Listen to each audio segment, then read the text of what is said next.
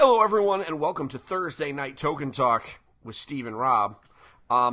Apologies for the last couple of weeks. Rob had a crazy week, and then I had a crazy week. So you held down the fort all by yourself while I was breaking down. And then last week, you asked me if I could cover, and I said yes. And then I remembered that I was going to see Avengers. Oops. So, sorry. But not sorry because I get to see Avengers. Now, one thing I will confirm for everyone. We will not be spoiling Avengers tonight. Instead, here's what we're going to be talking. We're going to be talking about Dungeon Drop. We're going to be talking about, what else are we going to talk about? We had a whole list. I got mechanisms. We're going to talk about Zayas mechanisms Derek Funkhouser. from Derek Funk and Danny Zayas. We are, and we're going to take a quiz because Kickstarter has a quiz that if you take the quiz, it will show you a live project. And me and Rob are going to take this quiz together. We're going to see if we are drift compatible, which I believe that we are. Does that mean we get a Jaeger? I mean, yeah. These giant robots are the best. Giant robots are in fact the best. Can I ask? This is totally a non sequitur, but this is literally how I do things. Let's talk about Jaegers for a minute. Why in the world has there not been a Jaeger video game? Why? I don't understand how no one thought, let's just make that movie the video game. I know video game movies kind of not in vogue, but really, how can you go wrong with giant robots punching giant monsters? All they needed to do was make a solid fighting game. Sure, I'm fine with a fighting game.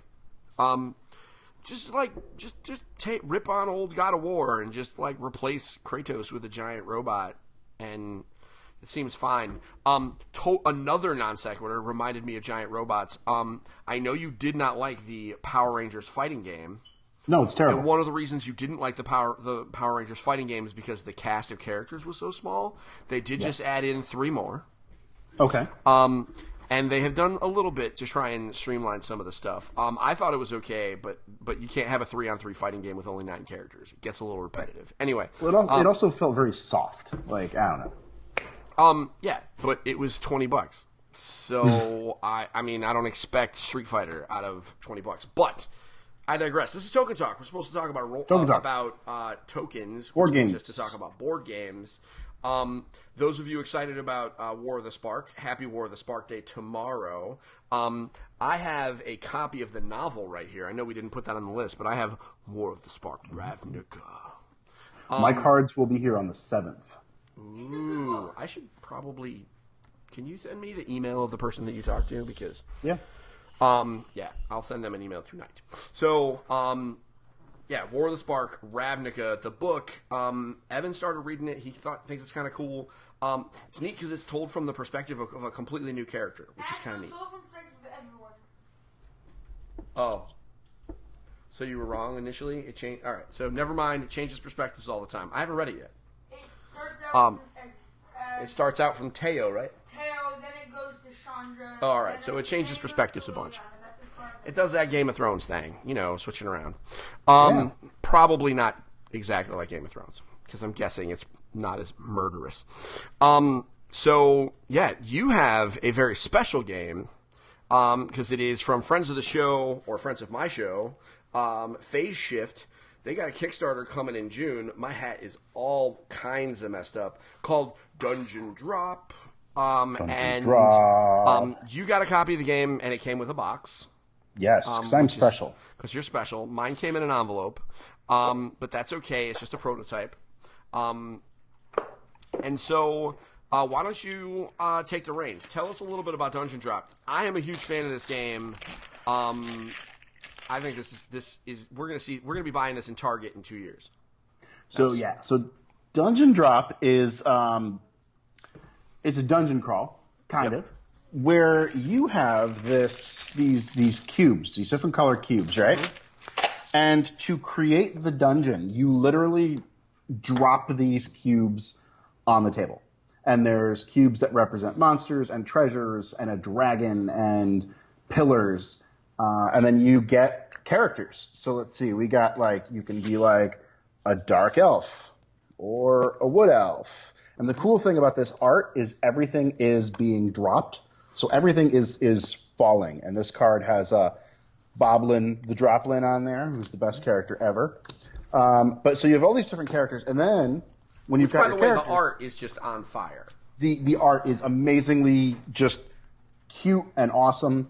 So then you get your class. You got cleric, you've got adept, rogue, ranger, warrior, RPG mage, classes. archer, RPG classes, and basically your class and your race give you a special ability, and on your turn you can use one of those abilities, and then you also get a quest, which will tell you what you're looking for in the game, and basically what you're trying to do is make rooms by connecting 3 pillars with no pillars in between, and then taking stuff from that room. Now, if you take monsters, you're going to lose health, although you can get armor to prevent that. If you take treasures, you get those. There's a special item that helps you kill the dragon. Yep. And but the coolest part about this is you're literally just dropping these cubes and creating the dungeon. And as you play the game, you're going to be dropping more cubes to kind of randomize this dungeon a bit more.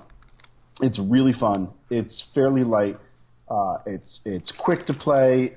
It's really easy to play with kids. It's an awesome game. And this is going to Kickstarter in June, and they're looking for a low price point on this. This is one that I can see funding super quick. It's just a really fun, awesome game. Just amazing artwork. Yep. A cool mechanic, the dropping of the cubes to generate the dungeon. It's really, really awesome. So here's my story with this game. Also, shout out to the chat. We got Mike and Chad saying, hey, what's up, fellas? Welcome to Thursday Night Token Talk with Rob and Steve, or Steve and Rob, depending on who you want to give top billing. Me. Top billing. Steve and Rob. I'm just kidding, Rob. I'm just kidding. Everybody knows who's in charge. It's me. It's me. So that was funny to maybe 33% of the people watching, but that's going to get more over time. So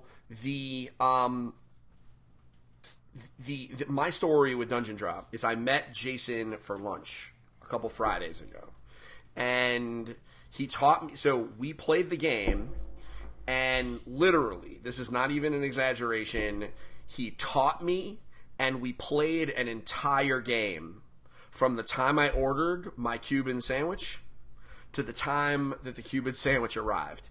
And I didn't feel like we were rushing.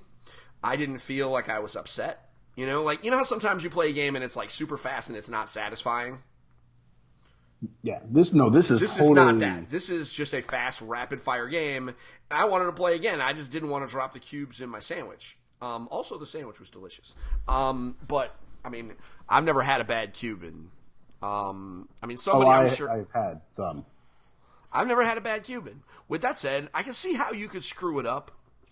But this one was magnifique. So, but what's awesome about this, it's not the fact that I played it that fast, right? You could play a game of Love Letter that fast. There's plenty of games that are that quick. But he taught me, and I played, and I felt like I was making good decisions, even within one game. This is a really good thing. Absolutely playable with the younger set. I think it's playable with mixed ages too, which is hard to find, right? There are a lot of games that kids can play together, grown-ups can play together. It's definitely a good family. Yeah, game. Absolutely. This is definitely a family weight game with a cool concept. Yeah, I'm a fan. And also, hold that box up a minute.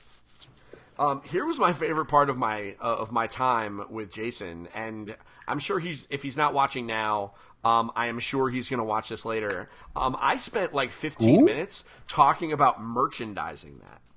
Yeah. Literally, just you're going to take a bunch of you're going to order 1,000 of these and bring them to PAX Unplugged. Cool.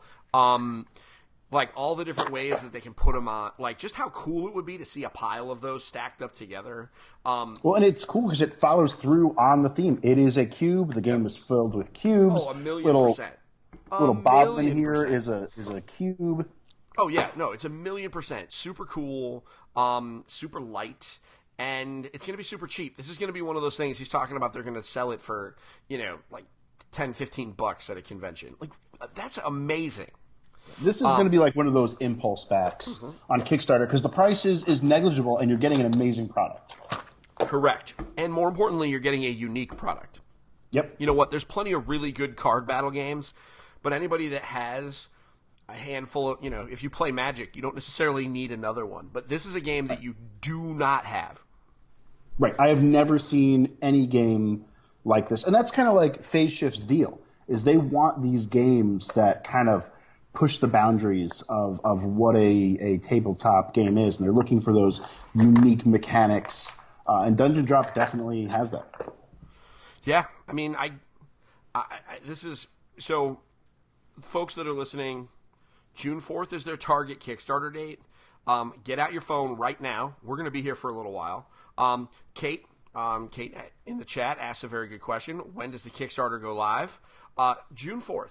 And if you go to, oh my goodness, I just found out that I can, how cool is that? I can drag I'm just learning how to use this program. So Kate asked a very good question. When does Kickstarter go live? June 4th. In the meantime, you want to join their mailing list. Their mailing list, you can find it at Phase Shift Games. And they actually are doing giveaways, and they're trying to build up some hype. I believe there might even be some promos for the game involved. So if you are interested, head over to Phase Shift Games. We'll leave the actual URL for, where they want people to go somewhere in the comments. But definitely go there, sign up, because this is one of those games you do not want to miss. The good news is if you follow either Rob or myself, which you should follow both of us, on any social media, we're going to be shouting about this live. I'm not getting paid for this, but I super believe in this game.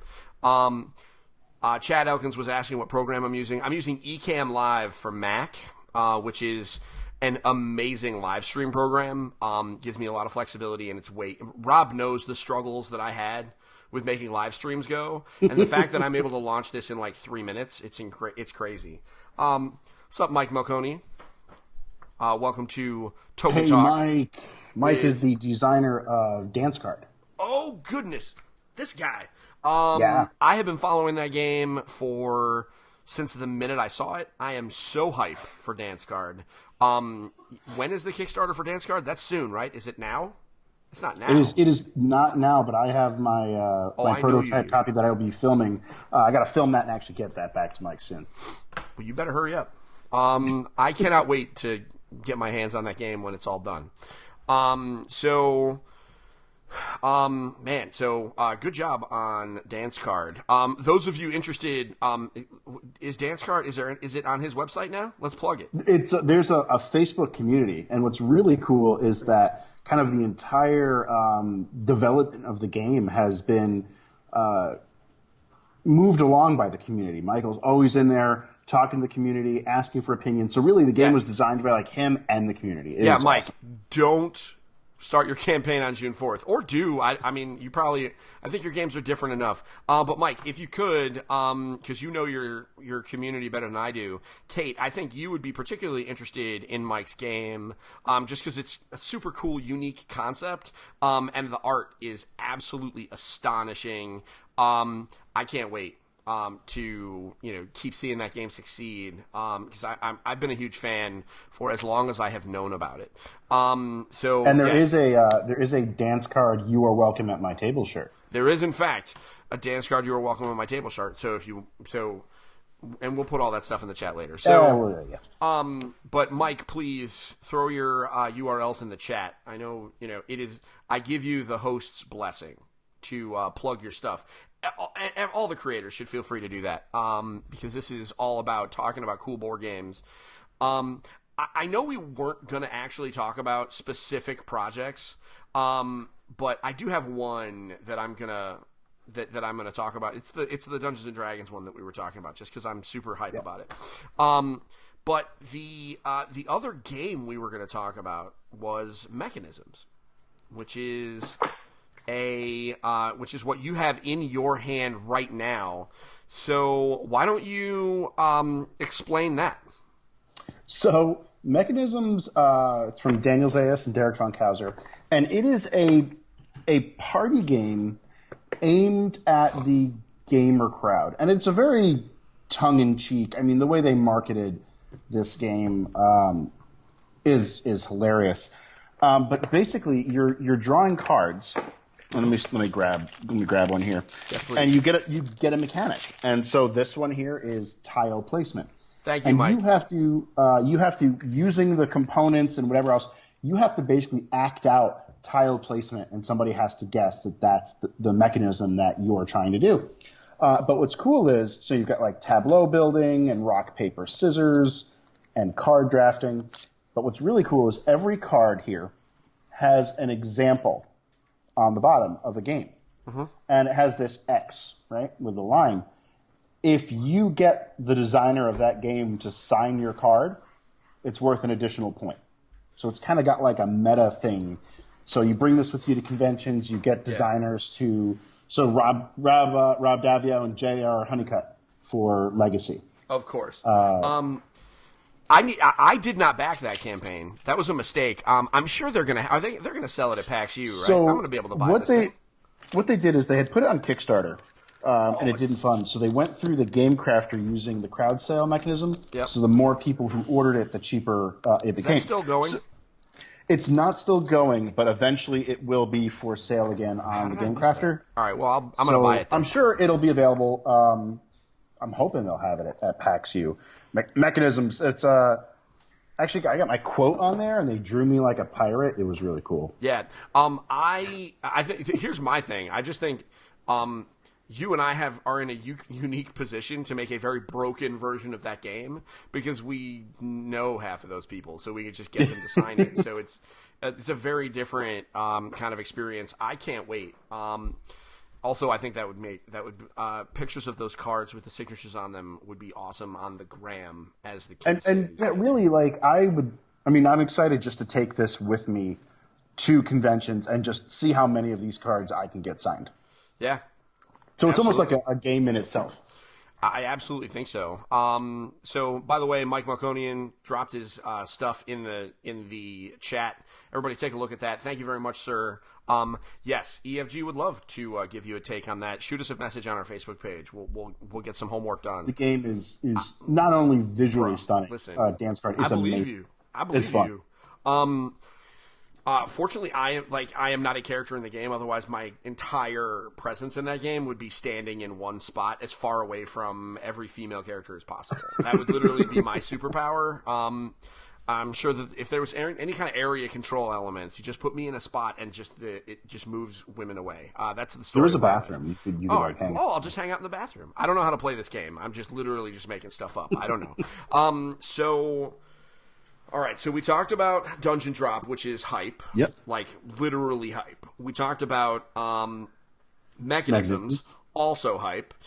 We talked a little bit about War of the Spark. I'm excited. I'm going to a draft tomorrow, I think, tomorrow night. I'm very excited about that. I'm not sure. I don't know. I still have to... What I really should do is ask the general before I talk about doing that on live streams. So maybe I'm going to go to a draft, maybe not. I don't know. So I'm very excited about that. That comes out tomorrow. But I think we should probably talk about a live Kickstarter campaign. I know we had talked about not doing that, but I found one that I'm just really hype about, and I just want to just yell about it into the universe. Sound good? Okay, yeah. So let's just do this. Let's do it. And what I want to do is I want to look at Odyssey of the Dragon Lords, the 5th edition adventure book. All right, so here's what it is. Oh, okay. Shameless plug. Chad, is Kingswood your game? Because, like, for real, yeah. Let's go to Kingswood first. He's here. Wait, so I don't have a copy of Kingswood. What's up with that? I didn't preview that game. I take bribes. I didn't say that out loud. All right, so let's go look at Kingswood. Why not? All right. So this is 100% me. Oh yeah, it is obviously Chad Elkins' game because it says it's on there. That's not a shameless plug. We have no shame. This is all about doing stuff. I will say that bribing us with engagement will absolutely get us to look at your game. We might even go look at Dance Card in a minute. But let's look at Kingswood first. So 1 to 5 adventures, $25. It's already funded. Well done, Chad. Nice. 1 to 5 players, 15 to 30 minutes, ages 8+. Designed by Henry Audubon, who designed Space Park and Parks. I know Parks was a huge Kickstarter. Yeah, man, this is looking good. I'm a fan of games that say 8+. I will be honest with you, Chad. I feel ill-equipped. I'm scrolling really fast. I'm ill-equipped to talk much about this game. Let's watch the video together. I'm going to scroll up. Hopefully nobody's getting sick. It's like playing Zelda in VR. I'm just like totally throwing everybody off. Welcome to the world of terrible because it's still third person. Danger surrounds this beautiful village.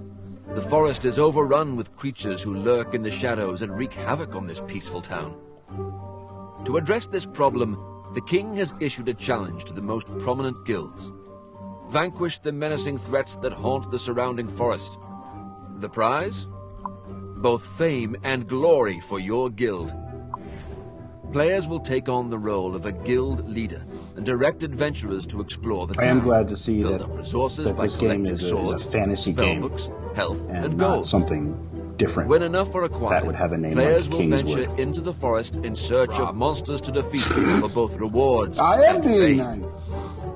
Kingswood is a light action selection game where players move communal adventurers around a circular arrangement of locations, taking the action very from both pretty. the starting and ending location.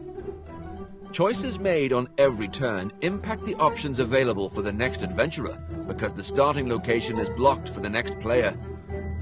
I like Will it. you answer the king's call I'm down. and lead your guild to victory? Adventure awaits you in Kingswood. So Oh no, what happened? I will say comfortably, he says, will you lead your guild to victory? I can say comfortably, I will not, because hashtag Steve is bad at games. Chad, that looks really cool. I like the art. I love the little meeples.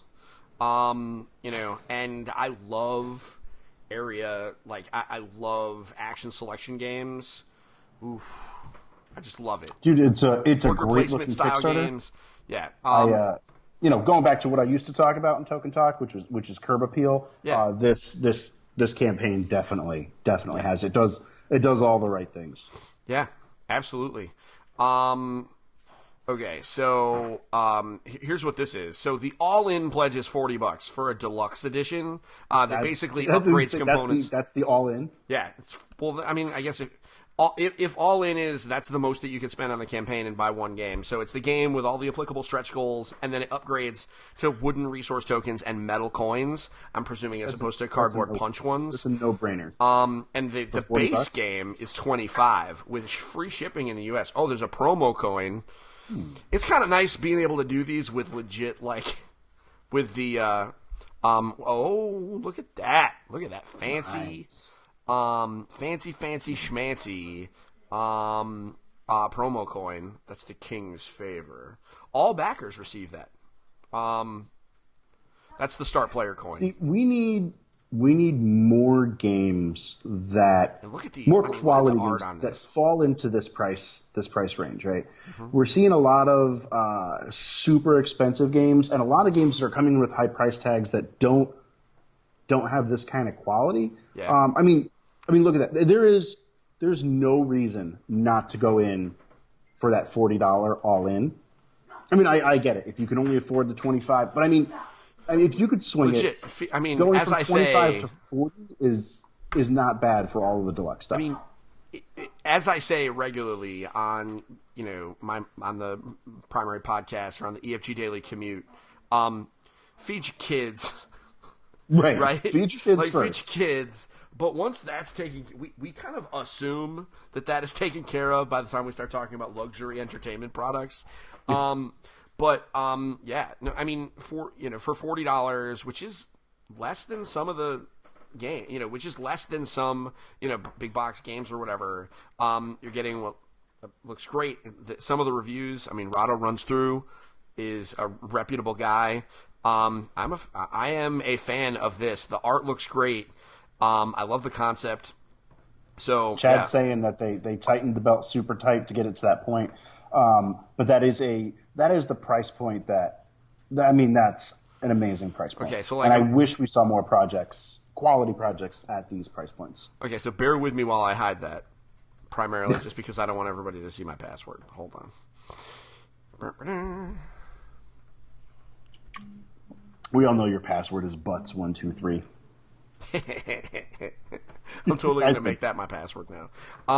Okay, so now I'm back. Didn't want everybody to see that, so there we go. There, I did the thing. Are you happy now, Chad? Are you happy? Actually, you probably should be. So that sounded really really cranky. That was just salty. Unnecessarily salty. Oh my goodness, I don't know why I'm opening up Windows. Like my whole universe is exploding. So let's talk about another campaign. Yeah, you know what? While we're here, let me look at another thing. Where's Mike's links? I'm scrolling through here. All right, so it's cardboardconsole.com. Let's do that. Why not? Because I think everybody needs to take a look at this. Don't mind my... That's a pretty Google background, isn't it? While we're at it. Isn't that nice? Yes. That's my 13-year-old in the background. He doesn't remember the fact that he owes me for taking him to go see Avengers on Sunday night on a school night.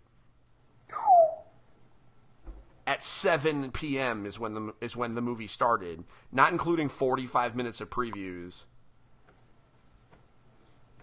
Let's take a look at the trailer, shall we? As Mike suggested. I mean, why not? This is all about hype.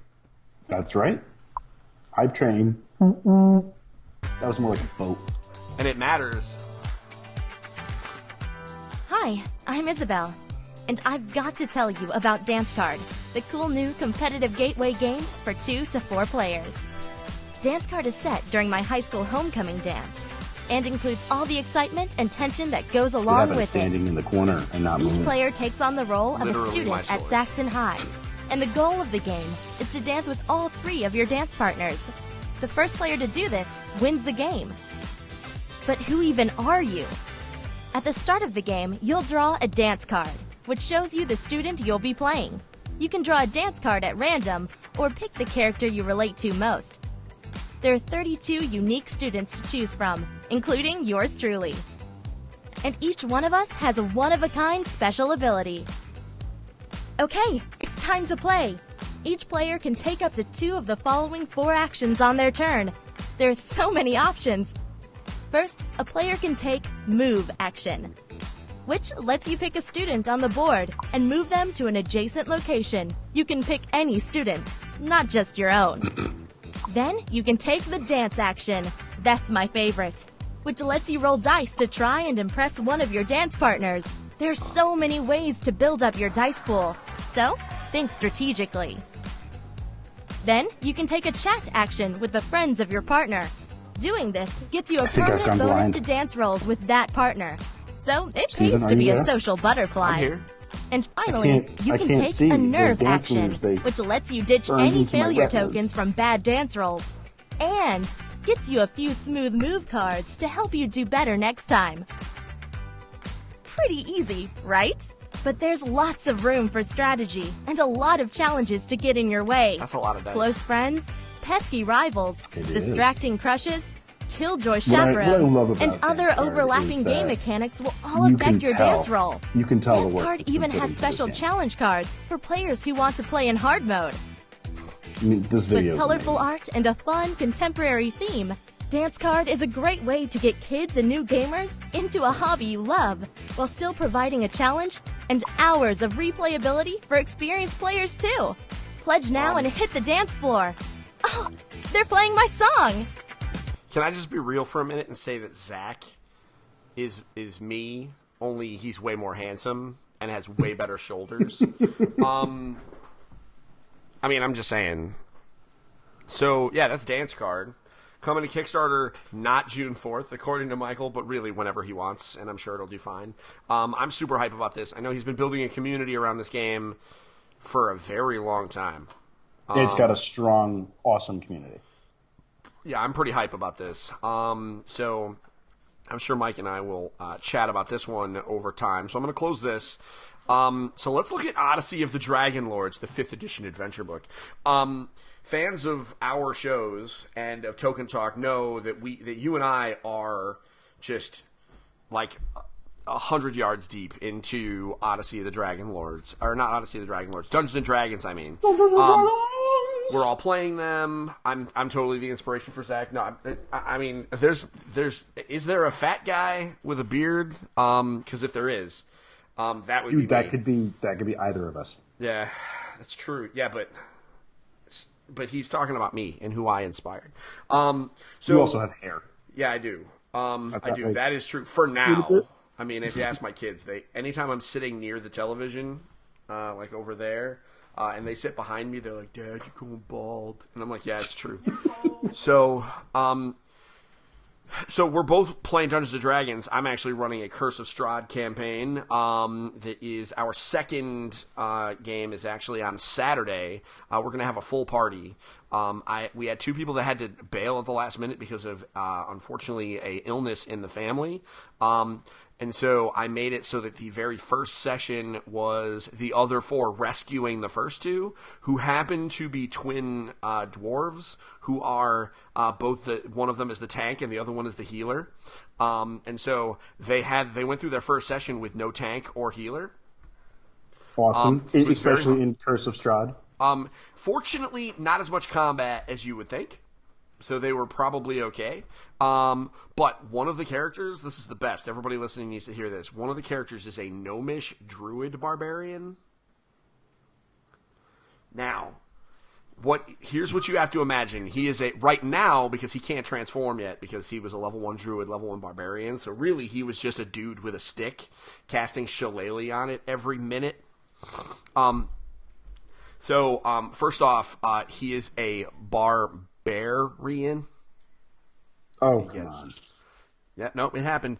And so when he described his characters, in the beginning you go around the table, you describe your characters.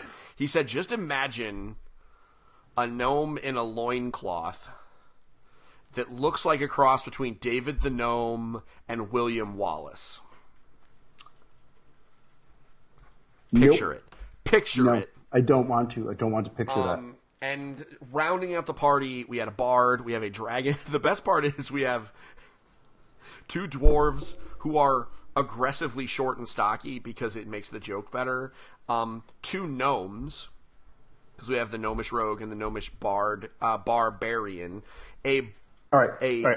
Hold up. Yeah. Beatrice, Steven has a player that is a gnomish druid / barbarian. He is a barbarian.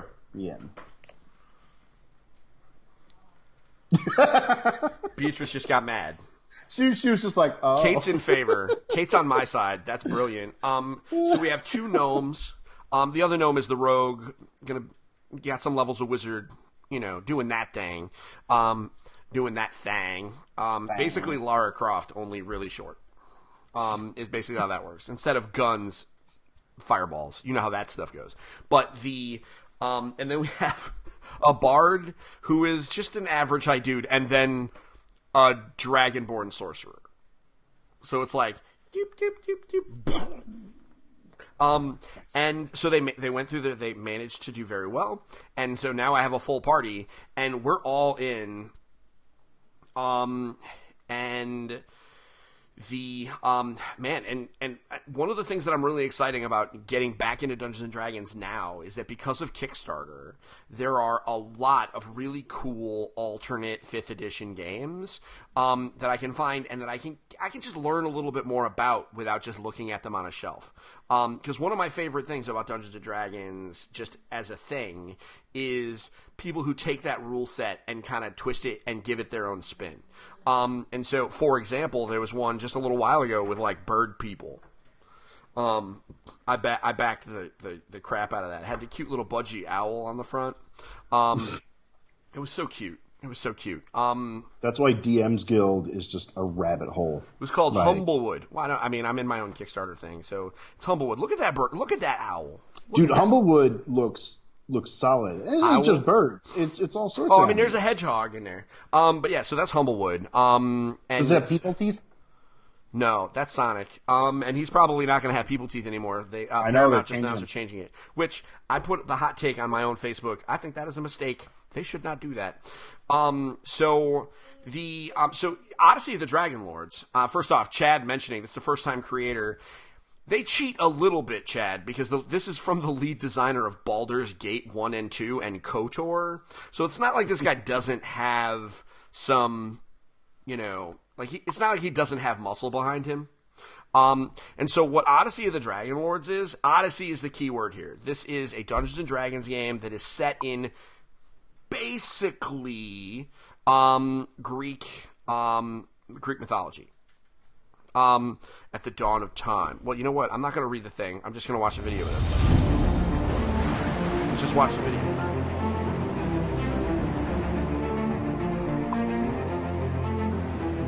From legendary game designer James Olin. An epic role-playing book for 5th edition.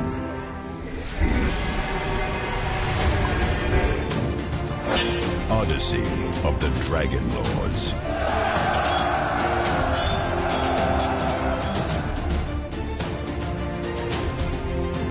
Launch an epic campaign. Choose your epic path. Unlock new powers. Explore ancient dungeons.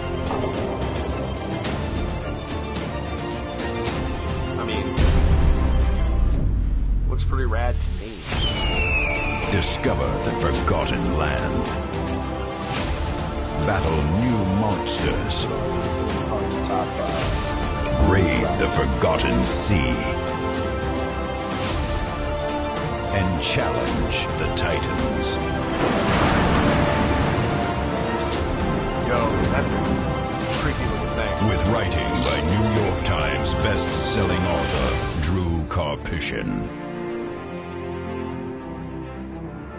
Odyssey of the Dragon Lords, an epic adventure book for the 5th edition. I just love D&D books.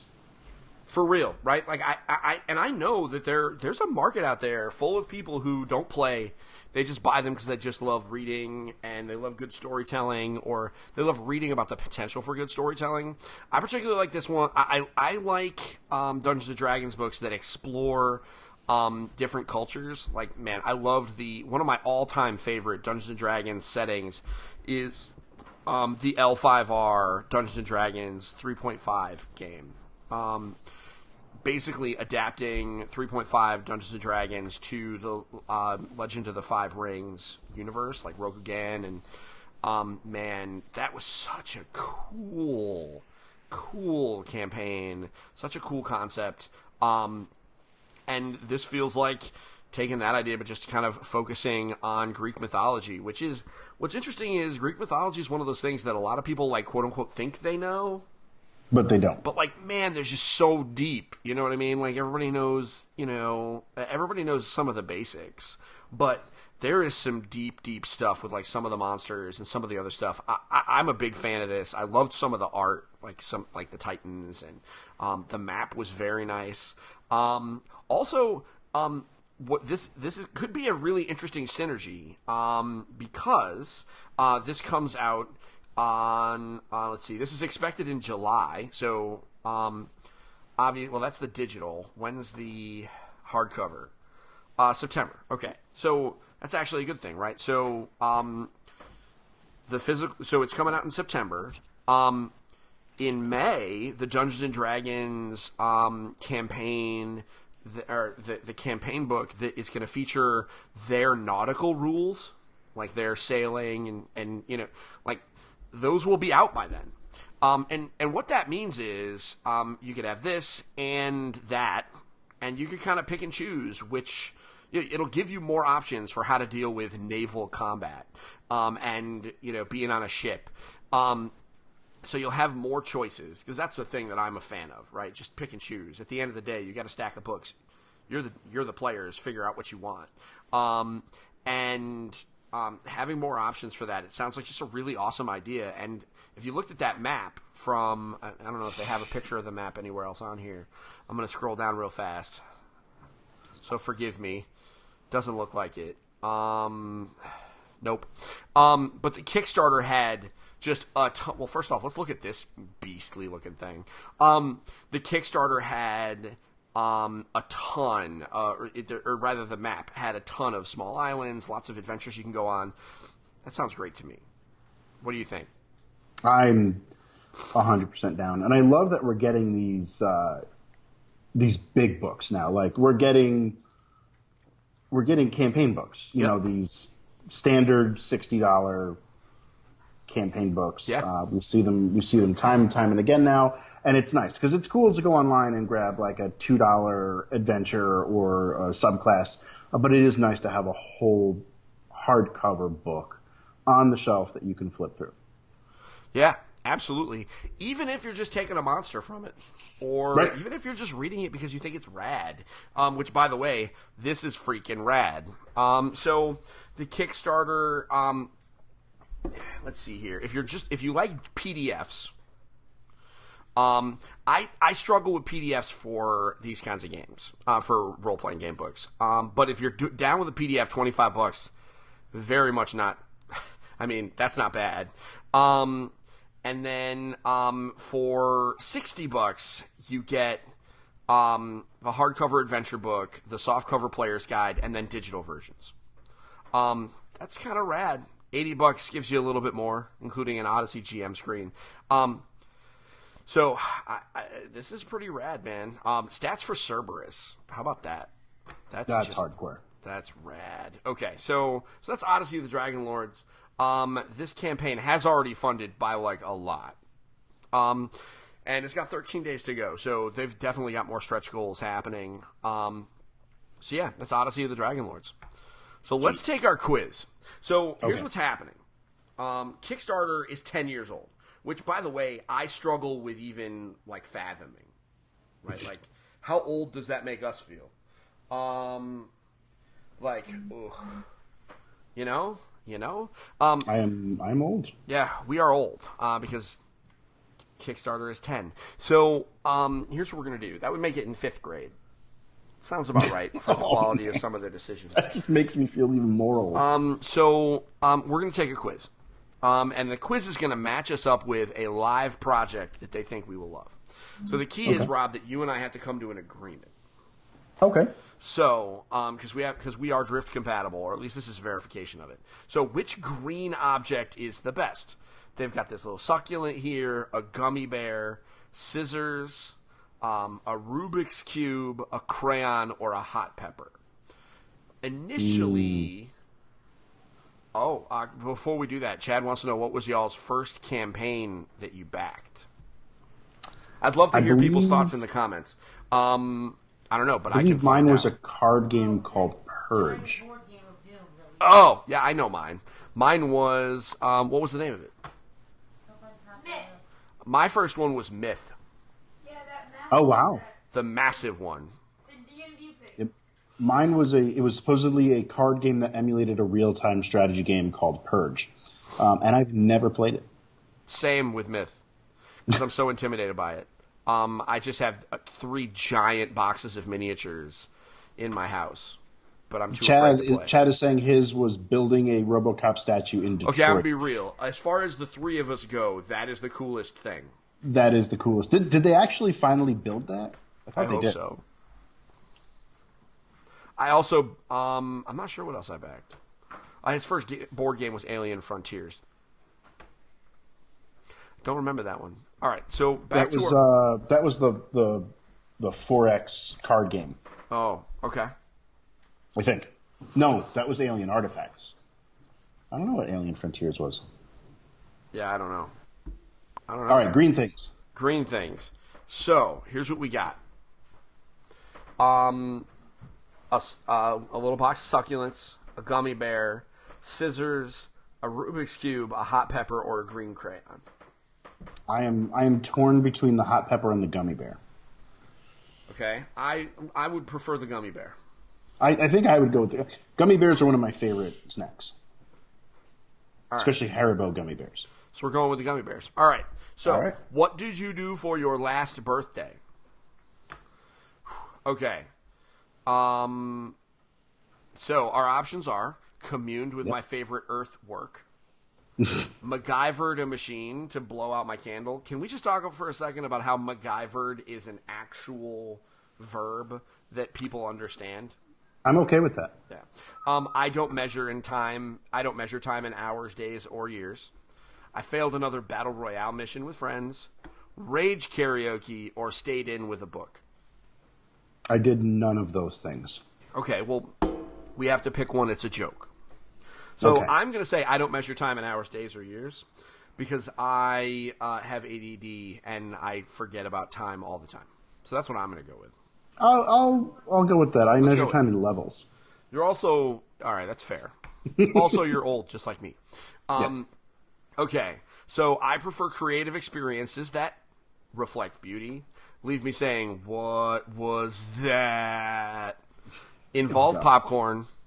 Build an interactive world. Have a good beat, or give me something to write about. I want to say, leave me saying, "What was that?"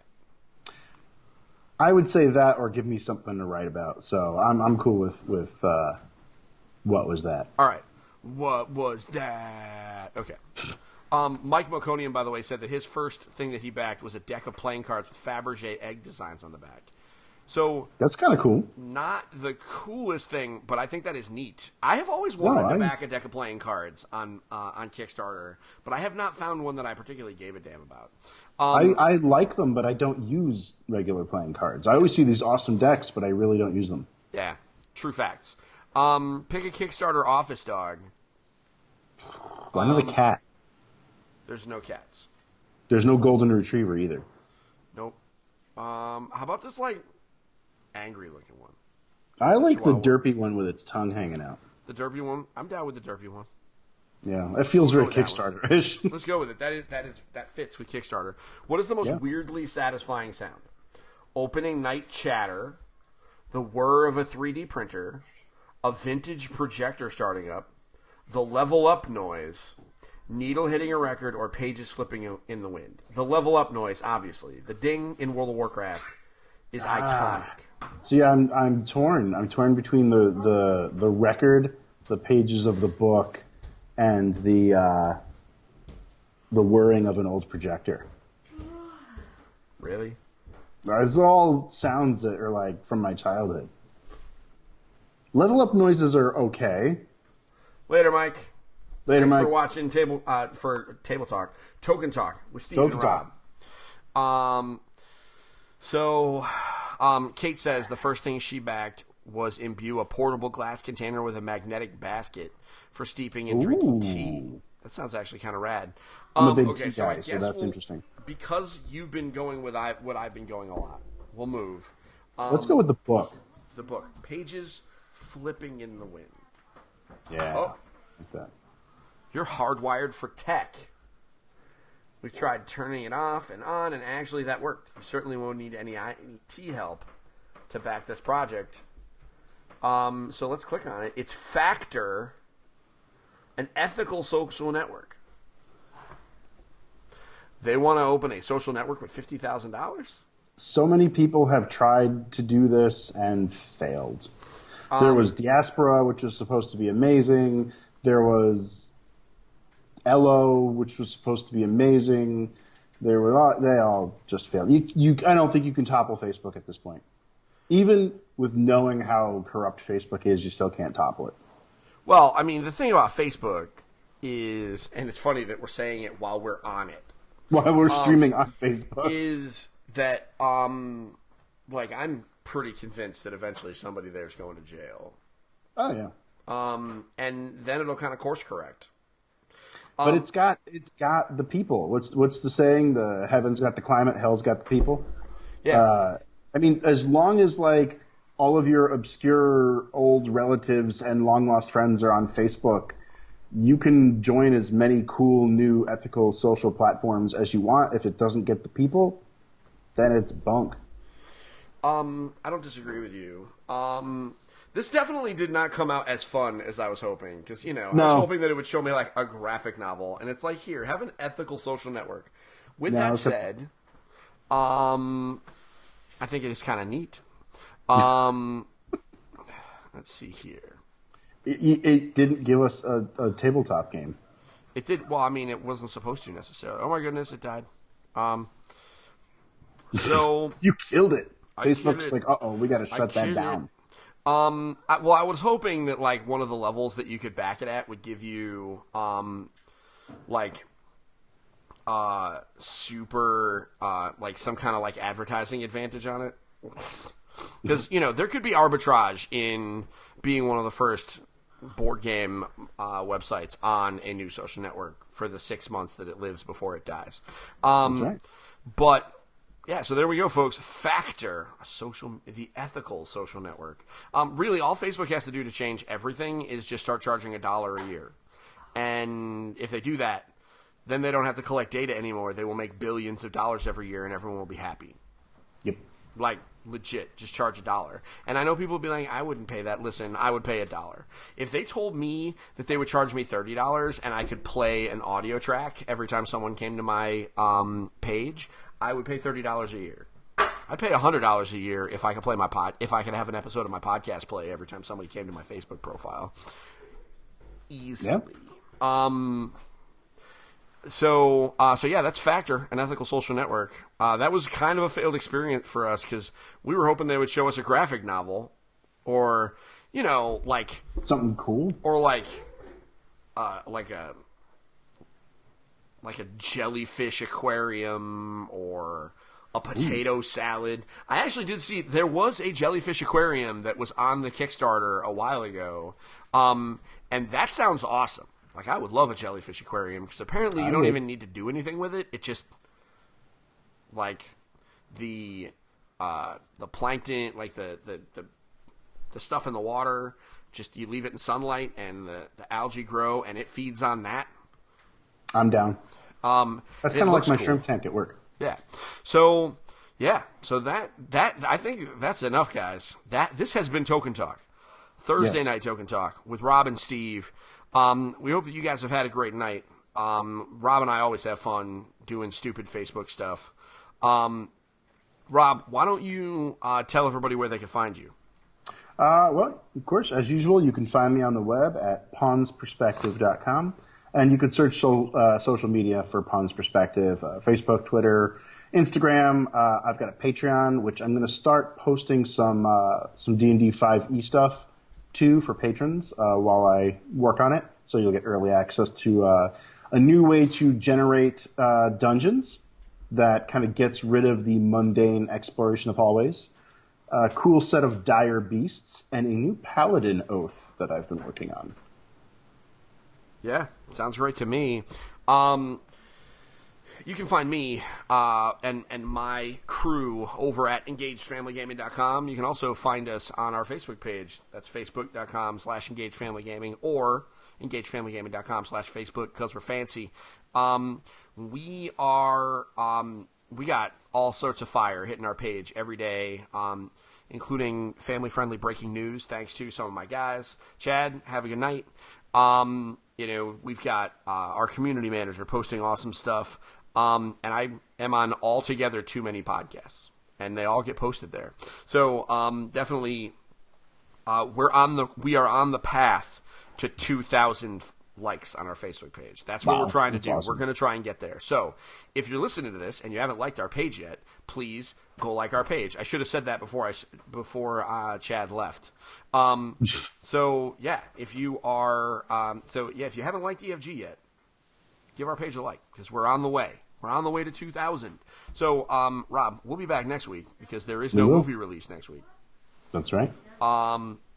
Actually, there is a movie release. Oh, man. Detective Pikachu. Detective Pikachu is next week. Oh, man. Yes. We're going to go see Detective Pikachu next week, probably Friday. I think we were thinking Friday.